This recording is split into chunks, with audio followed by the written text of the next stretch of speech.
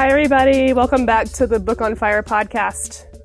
This week, we will be talking about Chapter 3 of Staying with the Trouble. But first, a little bit of business. Thank you, everyone, for listening. We've had a really great response, and we're pretty excited about how many folks are talking about this. With that in mind, a listener recommended that it would be good if we had a place to talk about the podcast and to talk about things that come up for folks and for listeners to engage with each other.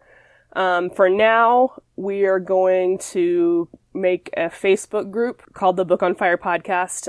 We know that's not accessible to everyone because many of you may have decided not to use that format for a lot of reasons. So if anyone has a better idea of a place to host a discussion group, then please let us know. You can write us at the Book on Fire podcast at Gmail. Also, in other news, we are upgrading our website. We were kind of testing the waters to see how much response there was going to be, but there are enough of you out there listening that we want to make a better website for the page. So there's going to be an expanded page with more links and more resources for you guys to follow up on. That should be up by the time you look this up. So we can have more extensive show notes for every episode, and we can share more links to stuff we're talking about and just have a better experience there. And that pictures too. Yeah, and pictures. So you'll find that at thebookonfire.podbean, like a kidney bean or a pinto bean.com. All right. So chapter 3 is called Sympoiesis, Symbiogenesis, and the Lively Arts of Staying with the Trouble. What's this chapter about? Well, so since you asked, sympoiesis is a simple word. In fact, sympoiesis is a simple word are the opening words of this chapter. It's a word that Haraway did not invent. She credits it to another person named M. Beth Dempster. But it basically means making with, right? So poiesis is, and that's Poiesis. It's the Greek word that means to make, right?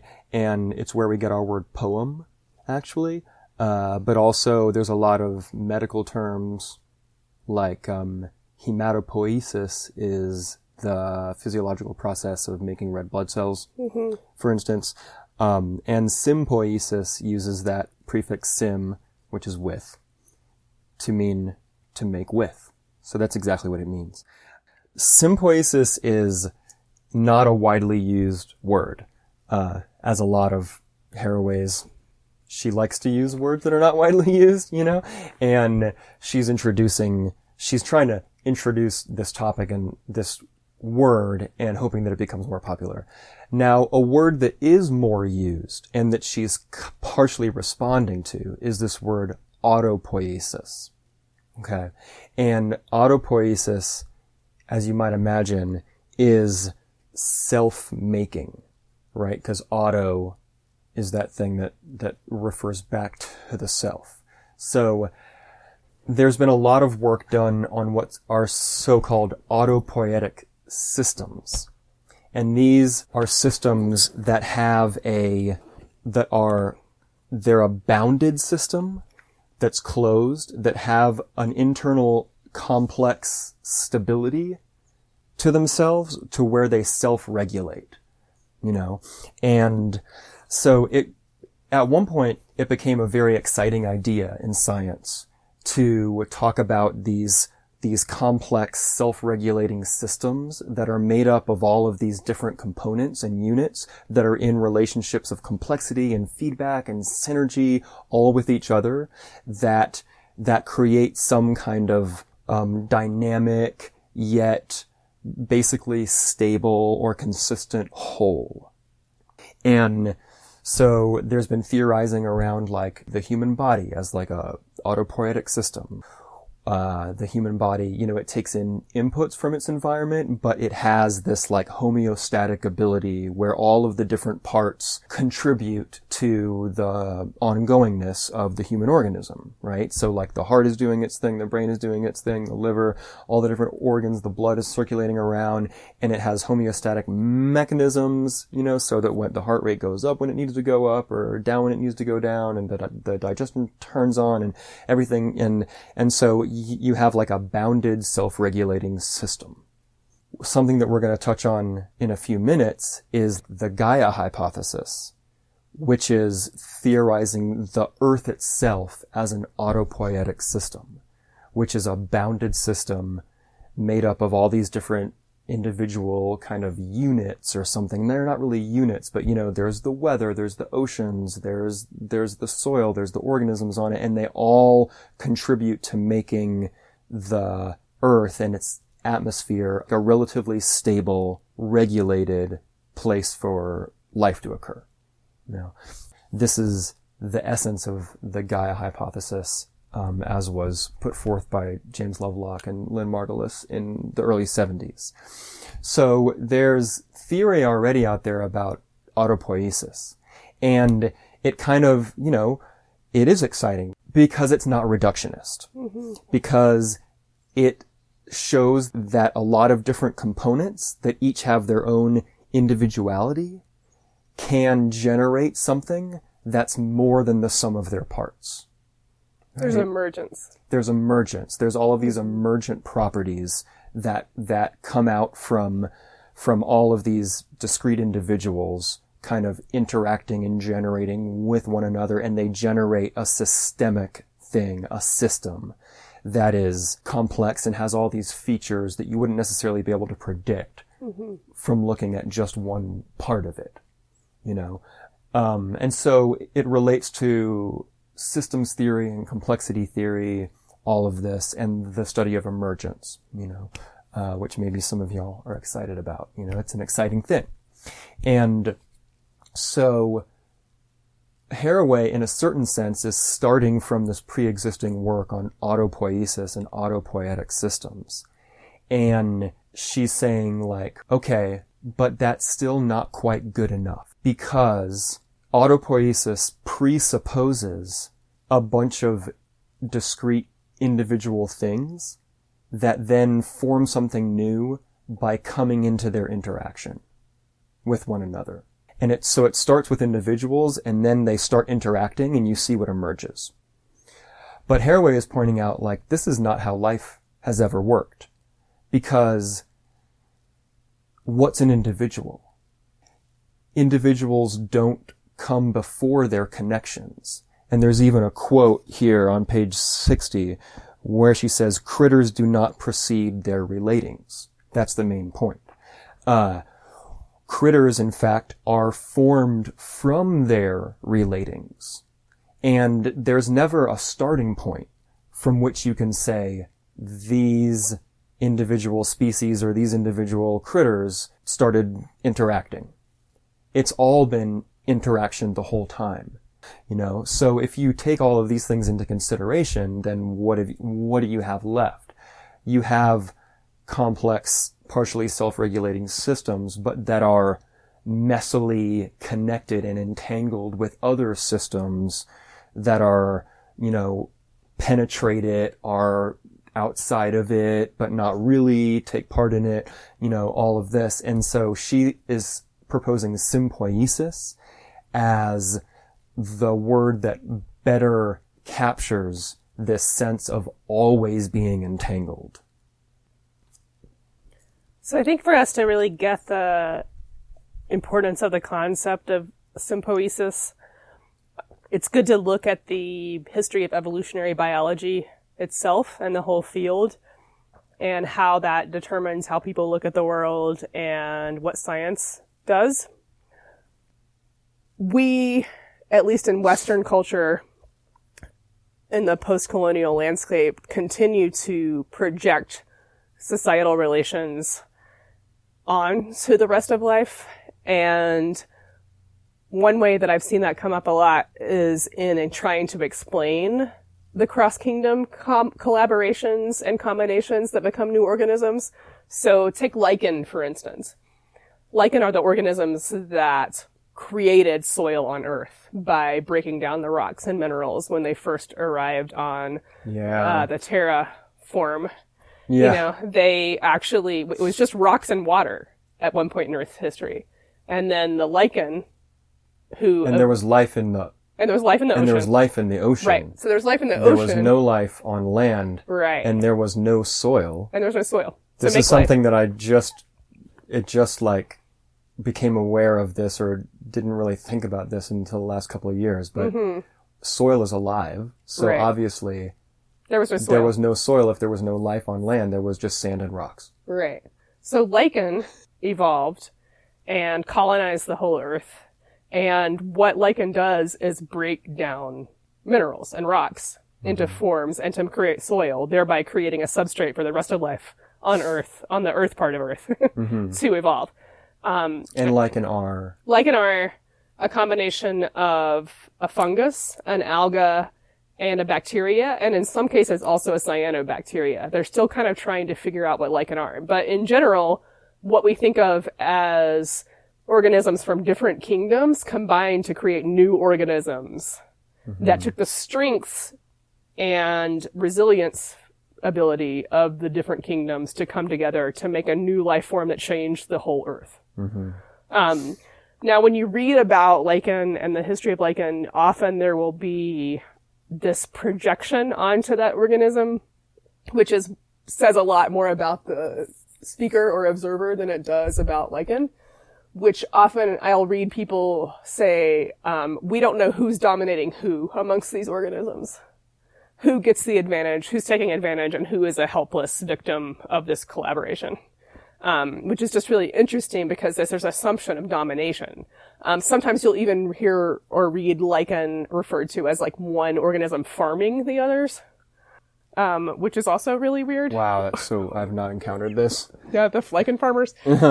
Which is not, it's this very limited viewpoint where we have to project like the societal system of inequality that we live in, where someone has to be dominating someone else, which I think still stems somewhat from the early ideas of competition that are still so much in play today. But clearly it could only be through domination that there would be this kind of cooperation, in the mindset of a lot of scientists and theorists. We tend to, here's another like, who's we? Some kinds of scientists continue to project societal paradigms onto the other life forms that they're studying. Another example of this, now we know that multicellular life itself is an example of these cross-kingdom collaborations. Lynn Margulis, who Dave mentioned earlier with the Gaia hypothesis, she was a scientist who first synthesized the work of a few other folks and ideas that fed into this concept. But she first published a piece suggesting that bacteria had been absorbed into cells, which eventually became the mitochondria that we hold in all of our cells. Well, basically, bacteria had been absorbed into other bacteria. Right, because she's talking about a stage of all life the way back then, yeah. It's when she's talking about a stage of life when bacteria and algae are archaea, what there were, and archaea. And so Lynn Margulis was able to propose and then kind of definitively show that the mitochondria were once free organisms that became entangled with other organisms in a permanent way to create the eukaryotic cell, what we now know as the eukaryotic cell. Right. Yeah, so, and even to this day, our own mitochondria in each of our cells has different DNA than the rest of our body. So we're still holding that evolutionary history inside each of our cells of this absorption and collaboration of different entities. When Lynn Margulis published this, it took a while for her to get it published, but when she published her overview of the different ideas that would lead to this breakthrough in thought, she was definitely derided and mocked for a good while in her career. And part of the resistance she came up against was people having this concept that no life form would ever want to give up its own autonomy or trajectory or selfhood. There was still this very individualist concept about life, which continues today.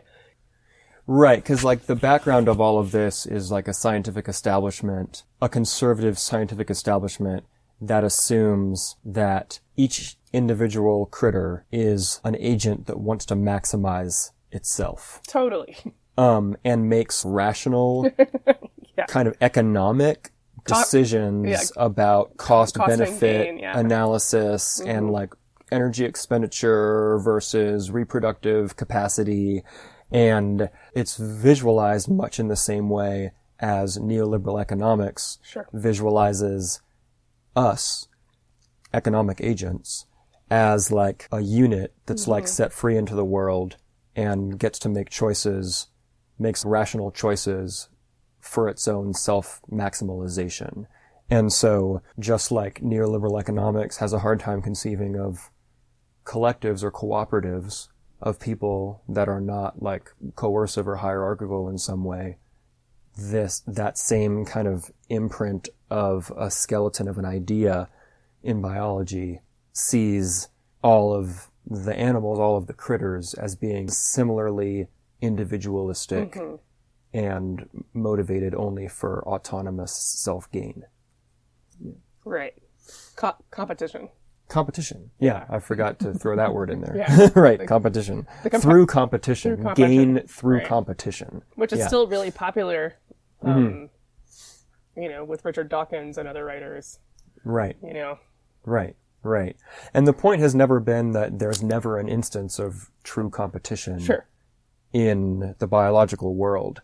It's just that it's been overemphasized. Yes. And that overemphasis has had a lot of implications on the way that we think about life that are detrimental to our understanding. Yeah. So Haraway gives Lynn Margulis some time here, some very deserved time and appreciation and explanation in this chapter. And then she spends a couple pages talking about how biological sciences, what are called eco, evo, devo, the ecological, evolutionary, developmental biology are moving in a kind of Margulis-inspired direction. She calls it the extended synthesis of evolutionary theory that is really highlighting the evolutionary developments that come from species entanglement. Oh my gosh, like the squid. Yeah, there's this really cool squid example in here, the Bobtail squid. Hawaiian Bobtail squid, which is a squid, presumably, that lives around Hawaii. This squid, early on in its life, develops this ventral sac that has to be inoculated with a specific bacteria, which is the Vibrio fischeri. And there are these luminescent bacteria. So the squid, which is somewhat translucent, the luminescent bacteria make it look like, from below, that it's just starry sky. So the squid is holding these luminescent bacteria that make it look like it's just a piece of the starry sky, so that any of its prey can't really see it. So these squid develop with the bacteria to have this hunting capacity that is about them mimicking the night sky, which is just so beautiful. There's so many elements to it, you know? And if they don't get inoculated at a specific time with the bacteria before the ventral pouch closes up, then I guess it doesn't work. So it's this coevolutionary thing that they still have to hope works out in a timely fashion in their lifetimes. Right, but basically a part of this squid's developmental biology is the infection, quote unquote, with this bacteria, and the squid specifically nurtures that infection and feeds the bacteria and creates a place for it. It has a pouch for the bacteria to live. And yeah, it's just fully part of its life plan. Right. Which is really no different than the bacteria that live in and on us. Right. But it's maybe a more like wowza, kind of spectacular example because they're luminescent bacteria. Yeah. Maybe ours are. We don't know. Oh, wow. I don't know. I've gone to the bathroom with the lights out. Really? Before. They didn't shine? Yeah. I would love to be infected with luminescent bacteria. Maybe I should become a partner with this squid. Yeah. You should think about it. Maybe I should think about it.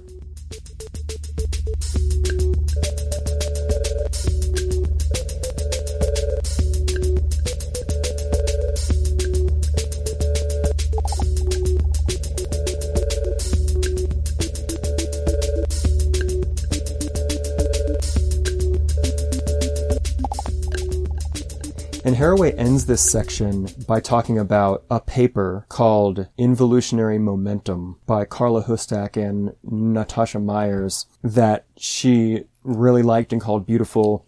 And I actually went online and found this paper, which the authors were generous enough to make available. And the paper really is beautiful. So we have this word evolution, and they counterpose it with this word involution. And I'd never really thought that much about what the word evolution means, because I kind of only know it in a post-Darwin world. Evolution. To evolve literally means to curve outward, to roll outward. And involution is the opposite. It means to curve inward. Mm-hmm. And so in this paper, you have this really beautiful, poetic, visual description of a different framework for evolution, basically, to be able to think with, a new thought to think with. And it's that maybe beings don't just evolve, but they also involve. Right? Because the related word for involution is involve. So to become involved is to become entangled. And part of the way that they make this clear visually is by talking about evolution is all about the branchings, is about the divergences between species. And the classic symbol of this is the evolutionary tree. Right? So we've all seen these trees of life where, first are the bacteria at the root of the tree, then they diverge into, the plants diverge onto this branch, and then the animals are over here and they diverge, and then there's more and more divergences until you get to individual species. And so the system is defined by its divergences. Each branch of life is rolling outward, is rolling away from what's near it. Is rolling away. So evolution is characterized by this divergence, by distancing, by going away from what's near you. And I never really thought about it that way, but they want to propose involution, involutionary momentum, which is curving inward, bringing inward, becoming involved, becoming entangled. And there's a gathering, where they're trying to say that an important place for us to look as far as who does what, who becomes what, and how are we defined as individuals is not just by what we're not and what we've left behind and what we've diverged from, but also what are we pulling in? What are we gathering in? What are the entanglements and the relationships that we're forming? So it's this inward curving, pulling inward, which I think is just breathtakingly beautiful.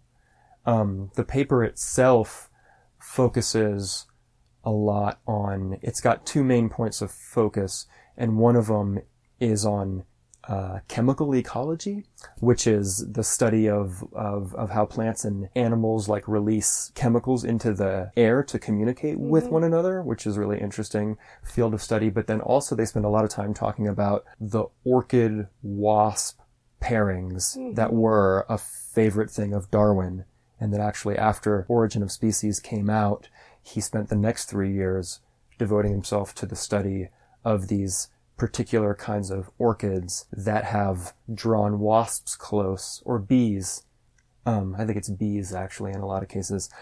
And they've done this oftentimes by modeling themselves. The flowers of the orchid is modeled after the female bee's genitalia. The flower is pulling the bee in to get pollinated by mimicry of the bees themselves. And they use this, the authors of Involutionary Momentum use this as an example of cross-species involvement and pulling each other in. There's this really sweet comic graphic that's in the book that I think we're going to put up on the website about one of these pairings of an orchid and a bee. And it's actually an orchid, which is Ophrys apifera, which means bee orchid, literally. But the bee, which was its pollinator, has long been extinct, and people only, or at least Western scientists only know of that bee's existence because of what the orchid looks like. And the orchid for now is self-pollinating. But that is not a strategy that will be able to keep it alive for very long. It's just going to prolong the extinction process of that species without its mutual partner in pollination. And I can't actually redo the comic without crying, so I'm not going to. But do you want to read it? I can read part of it. Yeah, we'll put the comic up in the show notes. But yeah, it's this really moving comic about this orchid that has lost its companion bee. And so the orchid is memorializing its lost partner. The orchid has become a speaker for the dead. The orchid has become the one who remembers what has been lost because it was intimately involved with the thing that's lost. And the quote from the comic is about the orchid. It's an idea of what the female bee looked like to the male bee, as interpreted by a plant. So the only memory of the bee is a painting by a dying flower. Which is just really gorgeous. So part of the point here is that Haraway ends on this partially to remind us of like what is at stake. What is at stake in Sympoiesis and becoming with is that these relationships can be sundered. And that once we actually acknowledge the interconnection of so many forms of life into the web that is more of a web than a tree, then we also have to understand that when a strand is broken, that it has implications for the entire web. And just as this orchid and bee cannot survive for very long without each other, we know that there are whole ecosystems that are at stake when certain keystone species leave or disappear. So we have to hold the weight of that as well once we start to acknowledge the richness of the complexity of interdependence of life on Earth. Then we have to understand that also every loss ripples out and affects a lot of other creatures.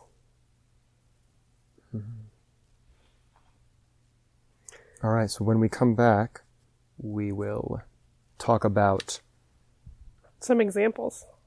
Science art worldings for staying with the trouble.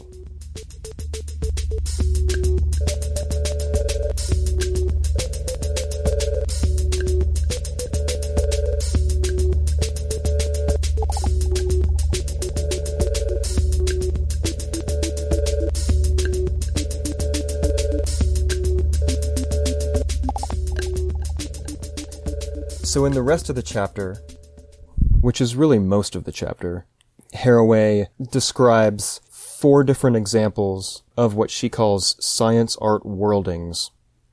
So examples of collaborations, of ways people are acting in the world, of becoming response able. So she's taking this emerging understanding from biology about the way life really is, Right. about the way that life works. That it's not so much about bounded individuals, that it's very entangled, that it's hard to know where one critter ends and another one begins. And she's extending that idea into the social realm to talk about different hopeful projects that she thinks, I don't want to say adhere to, but exemplify or like resonate with biological reality. Yes.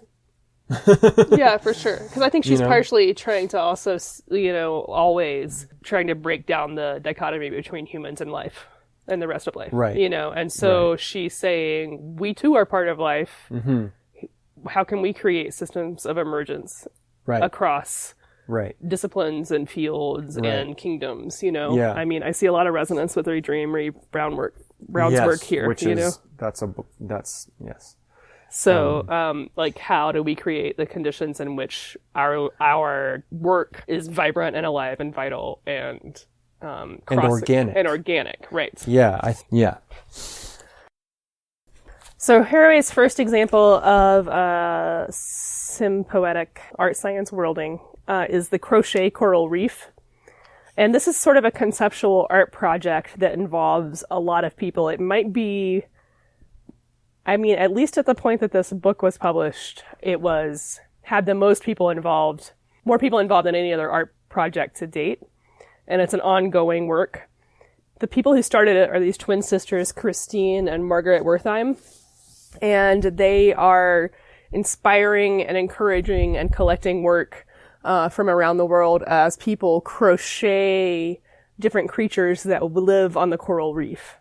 And the coral reef is the site of interest here because the coral reefs, in most of the common understanding of what's happening within the ecological catastrophe that is climate change, the coral reef ecosystems will probably be the first to collapse because as the air is filled with carbon, the other effect of that is the acidification of the ocean.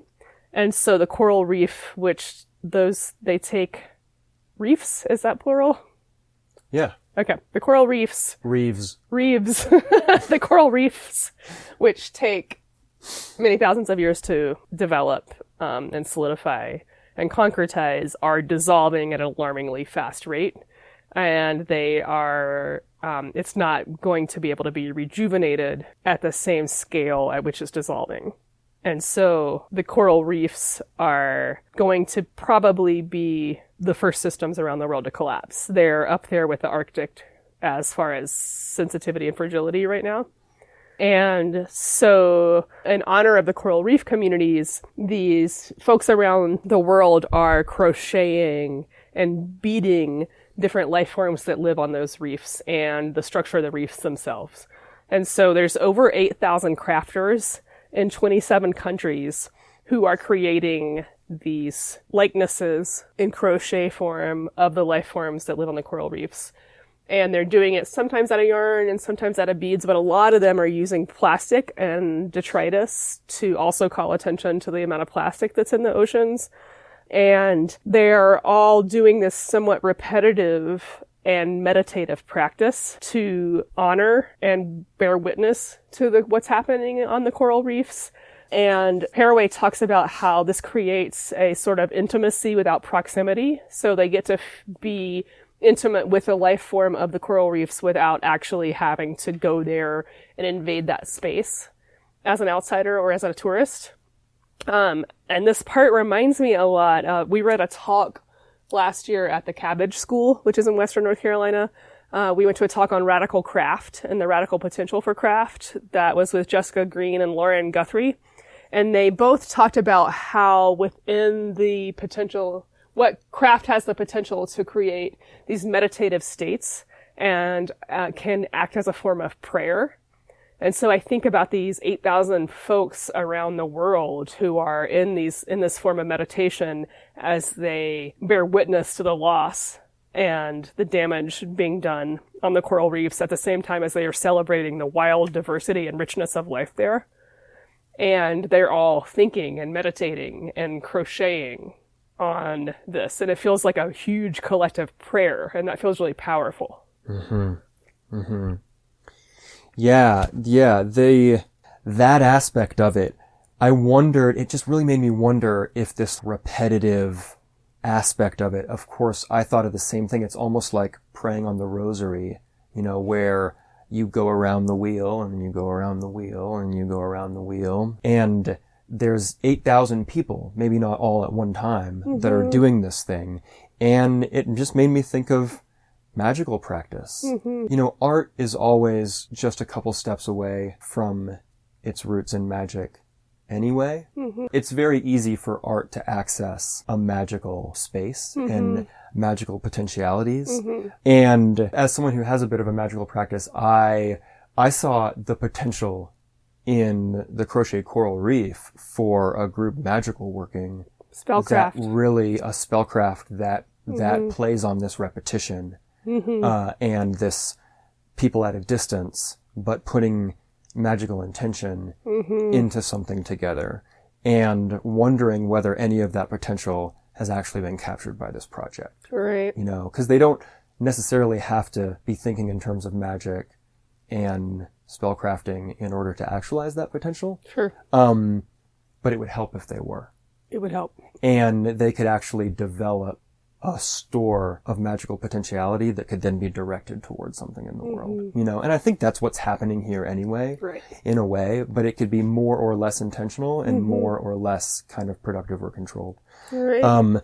So anyway, to the artists of the world, we could maybe take this stuff up a notch if we're willing to actually not be shy about the magical implications of the art that we're performing, especially when it involves so many people. Right. Yeah. Yeah, I love that.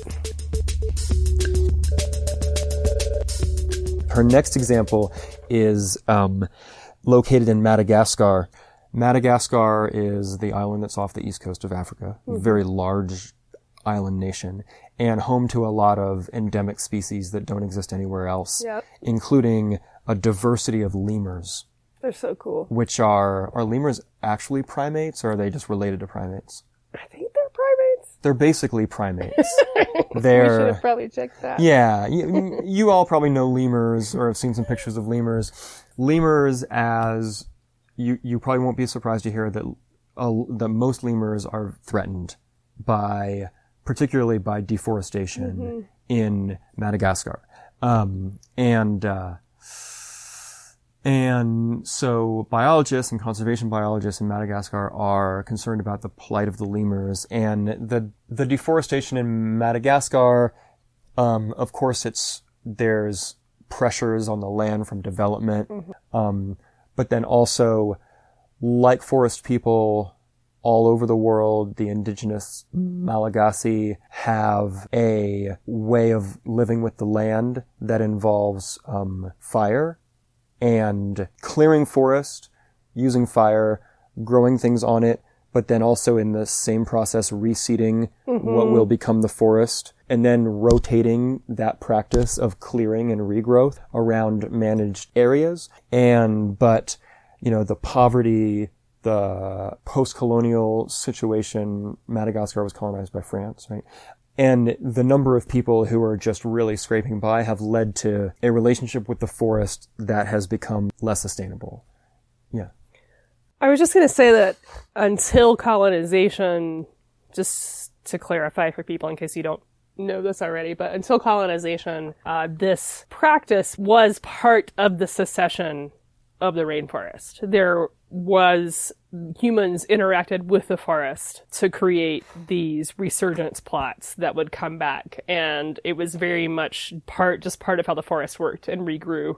And which is how it is in the tropical rainforest in South America too. And I remember when I first started learning about the plight of the rainforest when I was young, I definitely heard a lot more critique of the slash and burn agriculture than I did of colonial development. You know, there's always been more of a demonization of the practices of indigenous people than there is an actual looking at ourselves and our own, what our governments are doing abroad and the plantations that our corporations are making.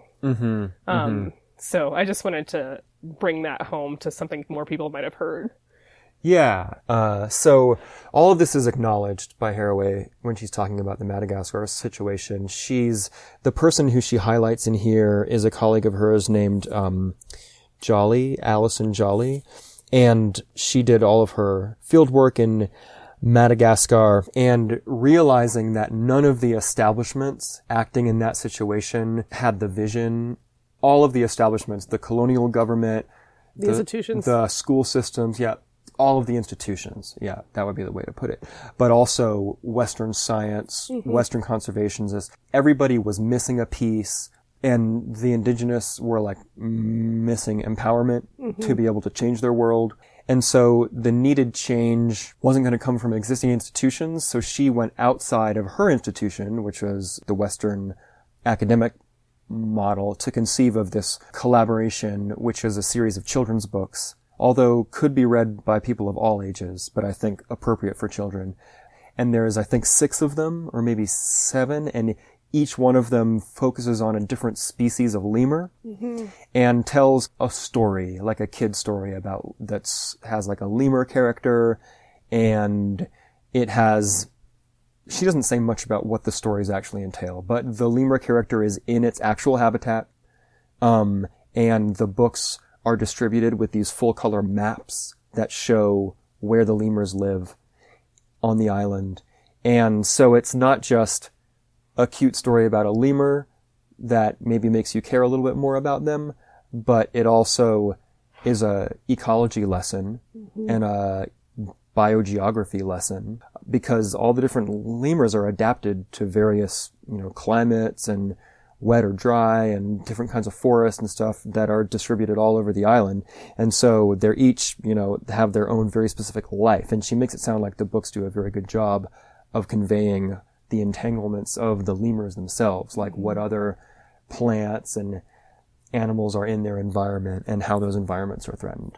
And the book, so she collaborated with an artist to do the watercolors, and another Malagasy scientist whose name is Hanta Rasamimanana, and they came together and created this series of books that they distributed. They didn't even use the institution of the school system, whatever there is of that in Madagascar, which seems kind of paltry, to distribute the books, because that's a failing institution as well, to the extent that it even is an institution. So they just distributed the books directly to villages and places so that, parents could use it with their children, teachers could use it with their kids and stuff, but really made sure that the books got out there. And that's kind of all there is to that story. It's like this collaboration, an academic who is thinking like outside the box, so to speak, by taking some direct action, at least towards raising consciousness and education and knowledge about the specific habitats and the threat that lemurs are under. Because one thing that surprised me that Haraway mentions in this chapter is that she said most Malagasy have never seen a lemur in person, on TV, or in a book. Right. Which to me just feels kind of shocking, So knowing anything about lemurs at all is a step in the right direction. Also, I think that she puts Jolly's work and her collaborators' work as an example because she is an example of a scientist and environmentalist who is absolutely including the humans indigenous to an area into her ideas about conservation.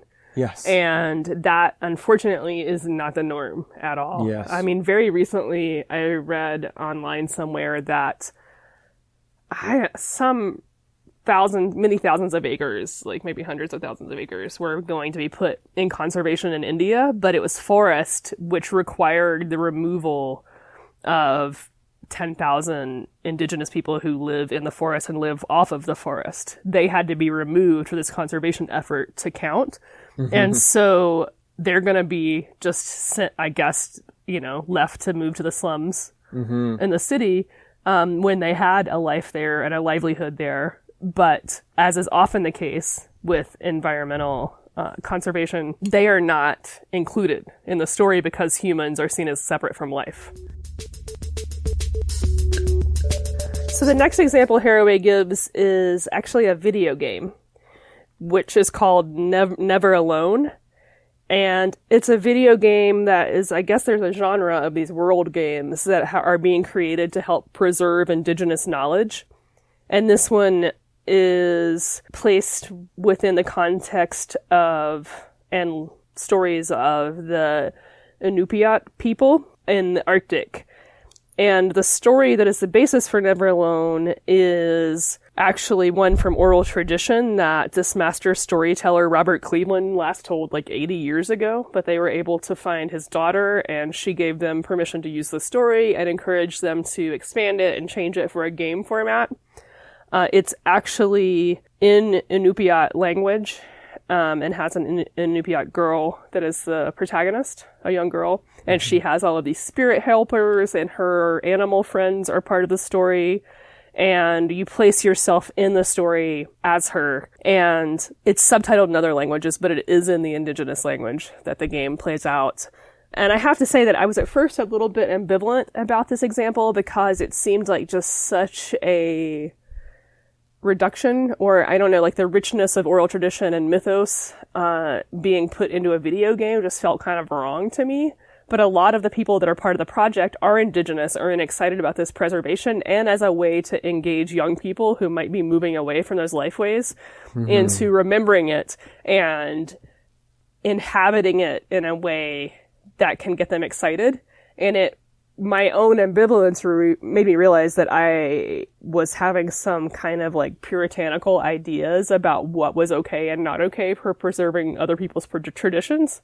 And it made me realize that I need to actually maybe work on that, and that this is part of what staying with the trouble means, which is that everything's going to not stay in nice, tidy categories. Yeah, I think it is an ambivalent example. Yeah. But that's exactly what you said. Like, that's part of the point, is that all of these are impure, tarnished by something. Right. Non-innocent. And are just part of the world with everything. I mean, I suppose that there are probably Inupiat people who aren't excited about this as an idea. Right. And then there's some that are. Right. It's ambivalent. You don't learn a lot about the game itself in here, and I never quite got like what the object of the game is. Did you? No. Yeah. But it's a game in which you can die. Right. Because Haraway talks about dying early and often in the game. Which she attributes to her inability to maintain an animist worldview while playing it. Yeah. If I was going to pull like one thing out from here about the game itself that is part of what makes the game exciting, is that she seems to be saying you have to be an animist to win. Right.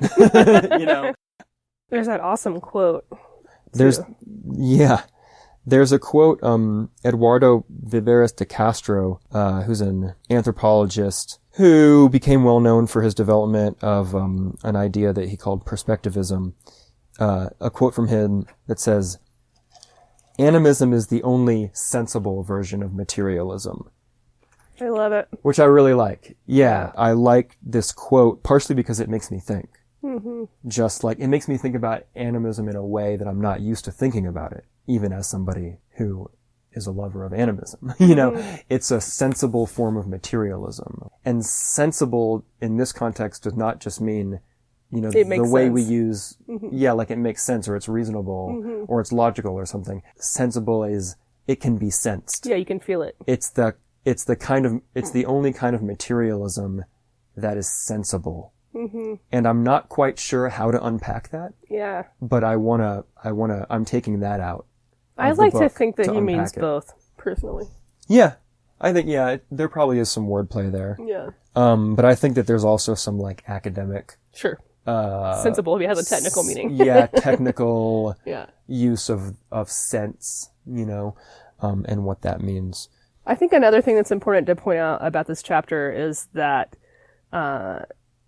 the Arctic, she is highlighting here partially because that is another very fragile zone that is on the front lines of climate change, that there is fast change happening in, and it has been happening quickly since the 1800s, when the massive whaling industry destroyed so much biomass in the Arctic. There has just been catastrophic change as long as Europeans have been involved. So she takes pains here to point out that for indigenous people, this idea that there's a ecological catastrophe is not a new thing. This isn't news. Yeah, can I actually read this? Yeah, read that quote. Quote, indigenous peoples around the earth have a particular angle on the discourses of coming extinctions and exterminations of the Anthropocene and Capitalocene. The idea that disaster will come is not new. Disaster, indeed, genocide and devastated home places has already come decades and centuries ago, and it has not stopped. Right.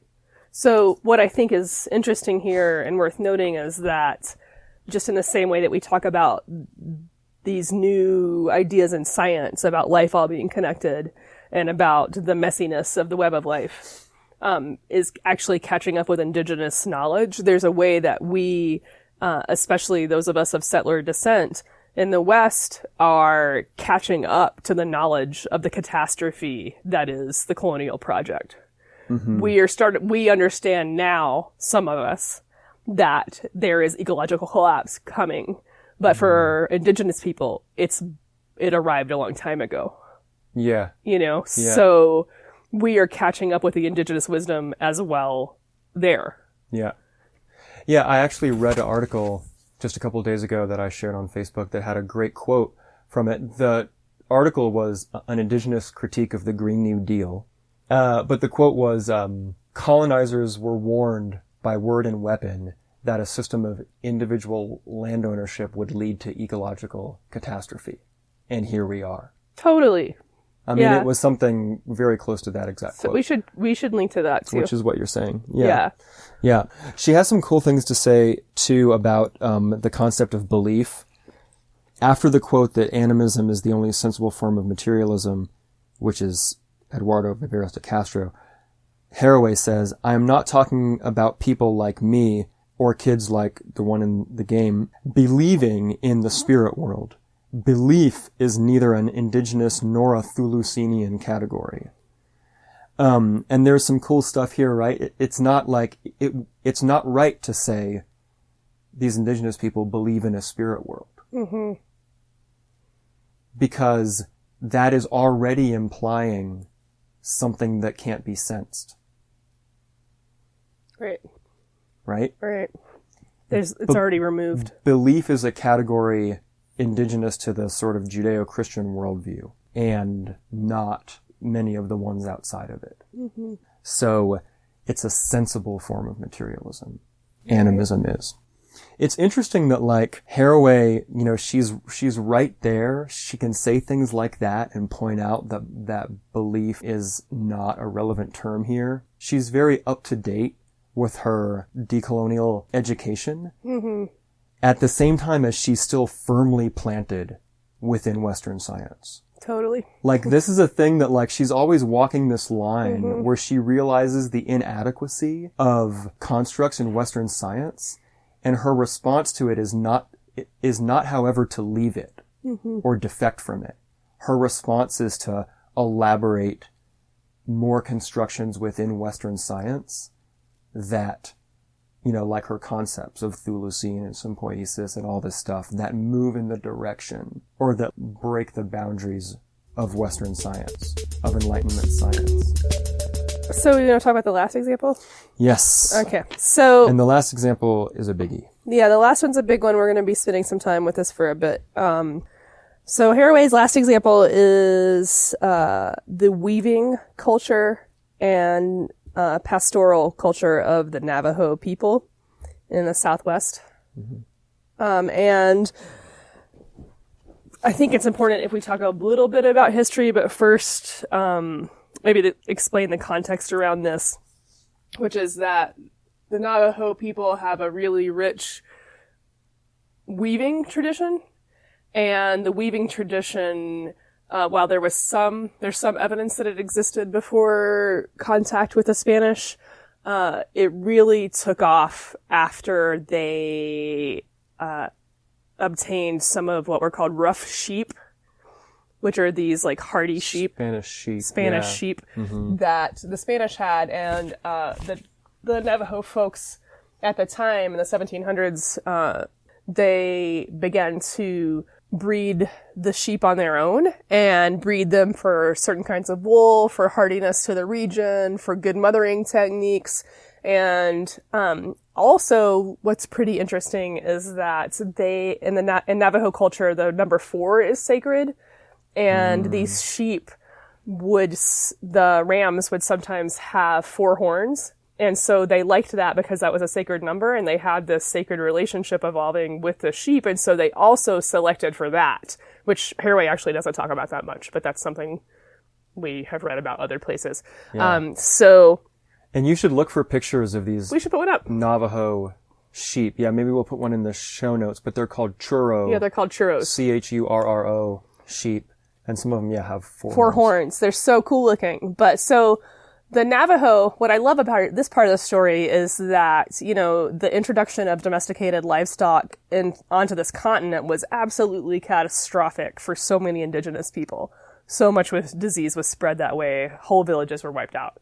But the Navajo folks who did not succumb to disease from contact, saw potential in the domestic sheep that came with the Spanish and developed this highly realized, beautiful art form that was also functional, that was the Navajo weaving. So they make blankets, clothing, they're very distinct styles. Actually, a lot of the images that you might picture when you think about the Southwest are patterns that that are inspired by Navajo weaving. Mm-hmm. Within that culture, Haraway explains that weaving is more than just craft work, and that within the weaving, there is a reiteration of the stories of the Dene people, as well as some of the mythos and their history, collective history, and also just a literal co-creation in the world that is sung and prayed during the weaving. And so one of the prayers that it's usually women, that Navajo women will pray while weaving is, "With me there is beauty. In me there is beauty. From me beauty radiates." And that prayer will be repeated, just as we were talking earlier about how certain kinds of textile forms are repetitive and meditative. So is weaving, absolutely. It's very repetitive. And so to have this sort of incantation and prayer happening while the weaving is happening is just so beautiful. And the word that is translated to beauty in that stanza is Hozho. And I'm not sure how to say that, but it looks like hozo. But that word can be translated either as beauty, balance, harmony, or order. And Haraway talks about how that word could maybe best be translated as right relationship, as sort of the cosmic harmony of humans interwoven with the web of life. Mm-hmm. In this culture, weaving is a world-sustaining and world-making practice.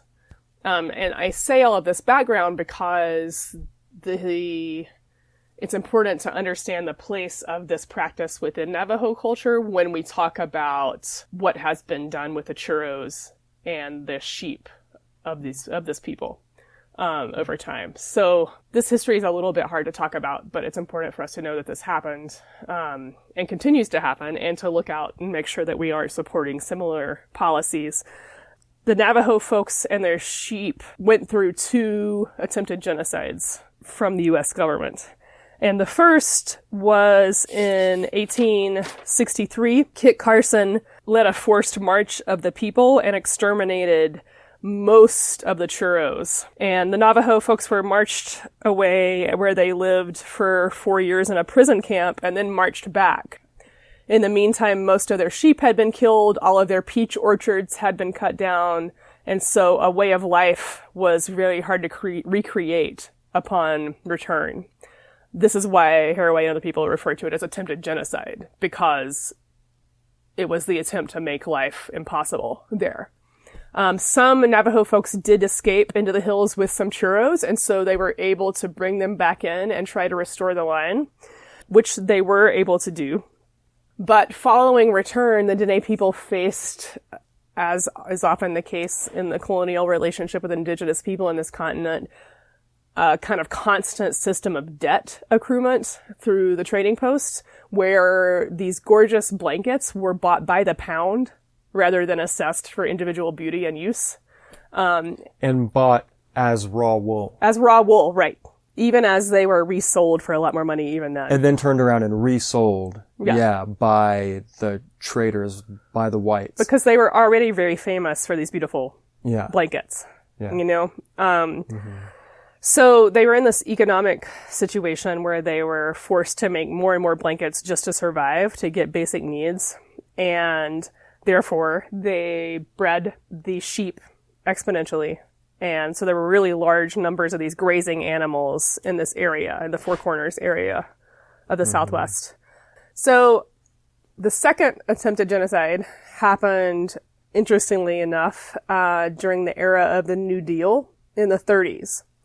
And during that time period, people of European descent, were starting to understand the impact on the environment that American culture was having. And what the cost of Western expansion and industrial work in the landscape was doing. And so they started to apply a sort of harm analysis in this area and started looking at like what were the sheep doing to the environment, which again, the sheep were creating a lot of damage, but it was due to this need to have huge production amounts of blankets to meet the needs of the people. But instead of acknowledging this disparity in the colonial economics of the area that the Navajo folks were dealing with, these supposedly progressively minded agents of the government just saw the sheep as the problem and the tendency to have the sheep as the problem. So in 1934, they killed off most of the people's goats, which was their subsistence meat primarily. And then by 1935, they killed most of the churros. In fact, one of the more horrifying parts of this chapter is that the Dene people have strong relationships with their sheep. And they're almost part of the family because it's who your livelihood is made up with, and your life revolves around that relationship. And at this point, that was even more true. And so in 1935, not only did these government agents kill so many sheep, they often did it in front of the family members. So most of these sheep would have names. It would be sheep that you had, it would be like an animal that you had a relationship with. And having the American government come in and kill them all in front of you, while you not only have the loss and grief of seeing individuals that you know murdered, you also know that that is your livelihood and that is your hope for survival in the future. So this era was considered a second wave of attempted genocide that was done in the name of environmentalism and progress. Part of what they were after, too, was enforcing a sort of European nuclear family mindset and way of life onto the Dene people. And so the New Deal agents tried to divide up all of this land that had been held collectively into individual family units, which did not really allow for grazing and didn't allow for collective work. And so collective ownership of land wasn't recognized, and they imposed what are called stocking quotas. Oh, right. On each of the families, which is like how many sheep or goats you could have on the land. And then, by definition, the head of the family was a male. Oh, right. Which is not how the Dene people worked at that time. They had matrilineal families. At least, like, the women were the ones who were responsible for the sheep, the animals, and the care of the land, and the grazing of the livestock and stuff. So they took that power away. At least on paper. They made what was on paper not correspond to that at all. Right. Yeah. Oh, yeah. The pastoral economy was matrifocal, so women-centered. Mm-hmm. So in those couple years, 1 million goats and sheep were killed that belonged to the Navajo people, and that debt has never been repaid. Mm-hmm. And it began or continued a system of impoverishment and debt that continues today. And I want to highlight again that this second attempted genocide and life-way destroying project was done by progressive-minded U.S. government officials. And so when with like some form of environmental consciousness, right. At least supposedly, like they thought they were having environmental consciousness. Right. So once again, we need to think about the ways that well-meaning, environmentally minded policymakers can actually do a lot of damage and can enact environmental racism if they are enacting policy without acknowledging the legacy of colonialism and without acknowledging the indigenous framework that people are existing within. The genocide against the Navajo, who are also called the Dene people, has been inseparable from this extermination of their sheep and goats. The sheep, which they brilliantly repurposed this colonial animal, not that the animal is colonial, but the colonial incursion of the Spanish brought them, just like a lot of the Plains Indians got horses as well, and brilliantly made use of the horses that came with the colonists as well. They made use of these sheep and are now very partnered in their life ways with these sheep. And the Churro sheep were made almost extinct. And so extermination, relocation, forced relocation off of their lands on a couple of different occasions.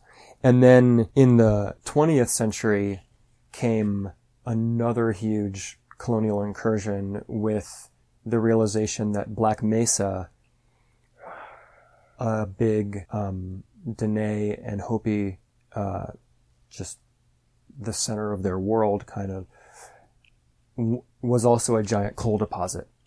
The biggest on the continent, right? The biggest on the continent. And so for the last 50 years, and it's ongoing, the folks there have also had to deal with this extractive economy based on coal. All of this is happening on top of, or just not on top, but as like a continuing part of colonization and genocide. Yeah. But the chapter ends with this really, really exciting story about the resurgence of the churro. Yeah. So with all of that as the background, as the history, all of that death and destruction and colonization and suppression, we come to the story that Donna Haraway wants to uplift and wants to put forward as an example. Part of it is the resurgence of the Churro sheep themselves. Yeah. There's a great story here of people, not all of them indigenous by any means, but then, if not at first, at least eventually collaborating with the Dene who have like built back up the population of Churro sheep. And there are now once again, a lot of Churro sheep in Dene hands. And the weaving culture is ongoing.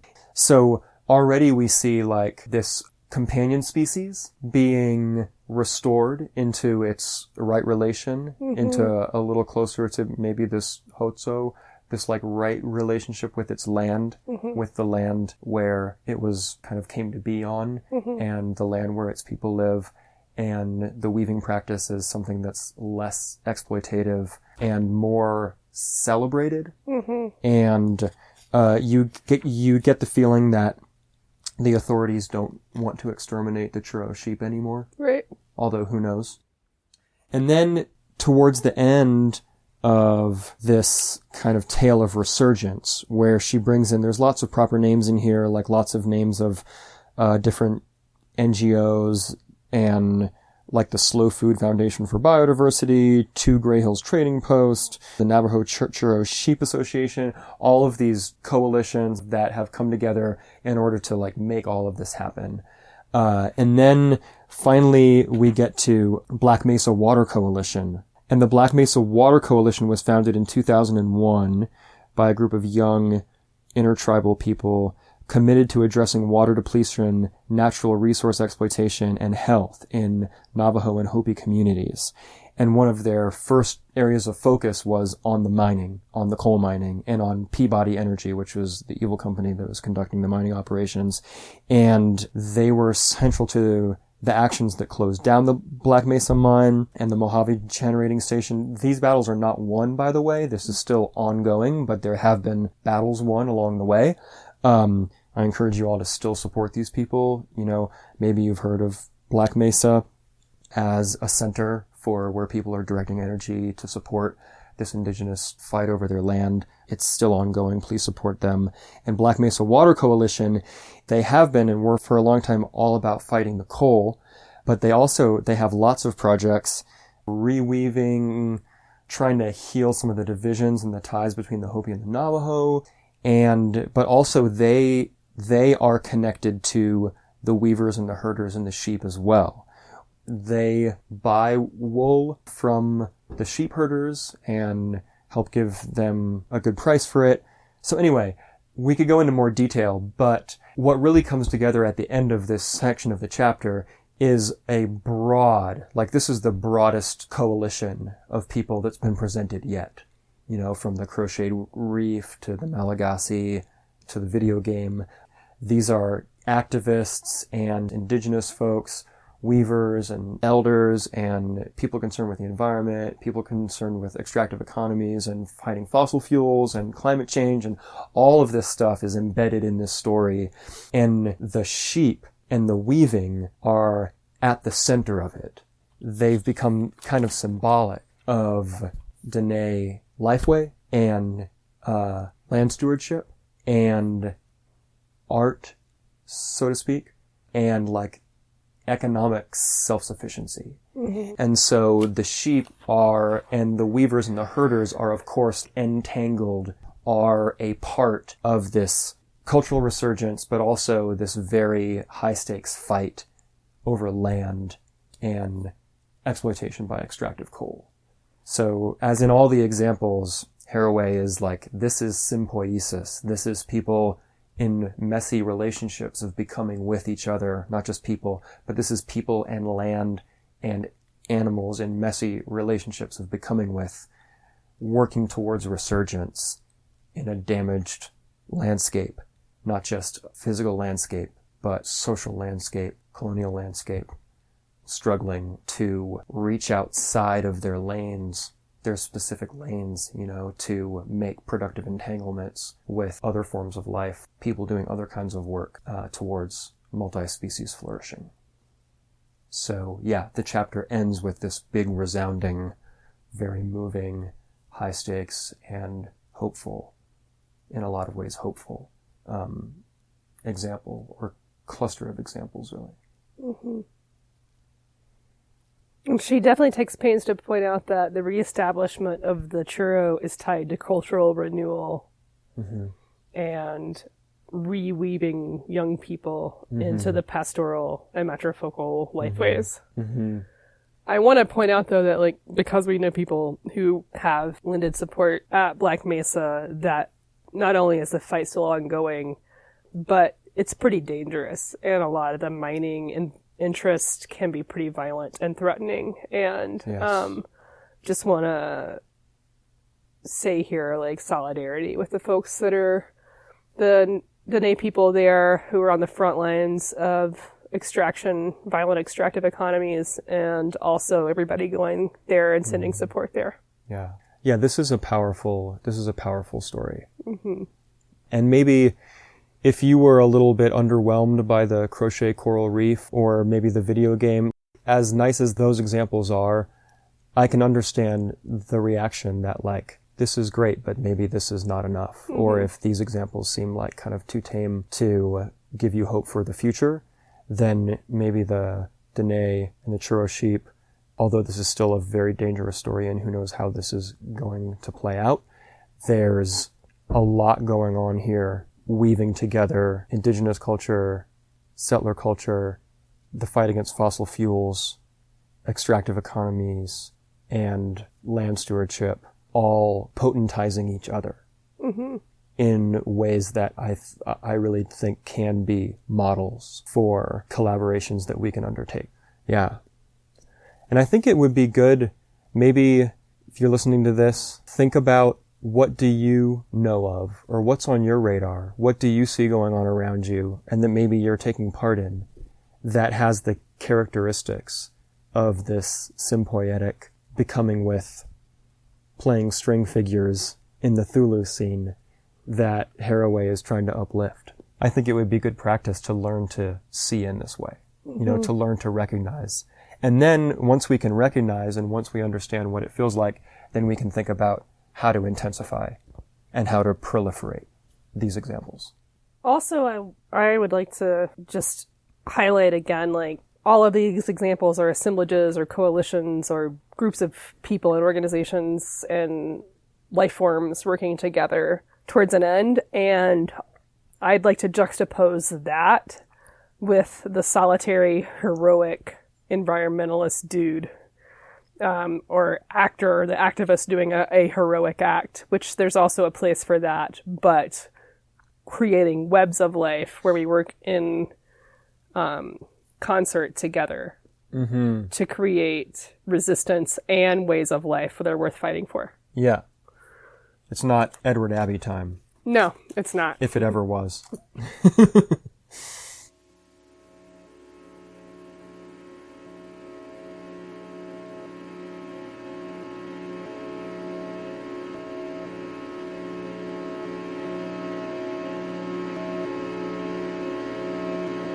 Well, I hope you enjoyed our discussion of Chapter 3 of Staying with the Trouble.